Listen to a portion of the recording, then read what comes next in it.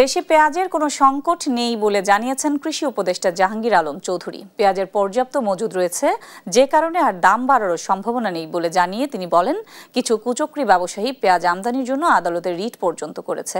এবার সার ও কৃষক ন্যায্য মূল্যে পাবে বলে জানান তিনি। বুধবার সচিবালয়ে এ সংক্রান্ত সংবাদ সম্মেলনে এসব কথা বলেন তিনি। কৃষি উপদেষ্টা বলেন, আগামী 2-1 সপ্তাহের মধ্যে বাজারে নতুন পেঁয়াজ এলে এই দাম আরও কমে আসবে। আলুর চাষে কৃষকরা ক্ষতির মুখে পড়েছে উল্লেখ করে তিনি বলেন, আমরা আলুর জন্য কোল্ড স্টোরেজ খালি করার কথা বলেছি। এবার আমন ধানের ফলন ভালো হয়েছে এবং 50% ফসল কাটা শেষ হয়েছে বলেও জানান উপদেষ্টা। সারের মজুদ পর্যাপ্ত পরিমাণ আছে জানিয়ে তিনি বলেন, কৃষকরা যাতে ন্যায্য মূল্যে সার পায় সেজন্য সংশ্লিষ্ট কর্মকর্তাদের বলা হয়েছে। সেক্ষেত্রেও যদি কোনো দুর্নীতির অভিযোগ পাওয়া যায় তাহলে সেই সব কর্মকর্তাদের বিরুদ্ধেও ব্যবস্থা নেওয়া হবে। এ বিষয়ে তিনি বলেন, যে সকল জেলায় সারের ডিলার নেই কেবলমাত্র সেই সব জেলাতেই ডিলার নিয়োগ করা হবে।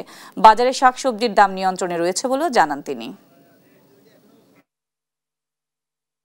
পেঁয়াজের ক্ষেত্রে ওরকম কোনো সংকট নাই। আপনারা দেখছেন বাজারে কিন্তু পেঁয়াজের দাম 120-130 হয়ে গেছিল, কিন্তু ওইটা এখন কমে কিন্তু 195 এর ভিতরে চলে আসছে। আমাদের কিছু সংখ্যক ব্যবসায়ী তারা পেঁয়াজ আমদানির জন্য আমাদের উপরে অনেক প্রেশারাইজ করছে এবং তারা বিভিন্ন কোর্টেও গেছে যে যেন আমরা পেঁয়াজ আমদানি করি। বাট কৃষি মন্ত্রণালয় থেকে কৃষকদের কথা চিন্তা করে আমরা কিন্তু পেঁয়াজ আমদানি করতে দেই না।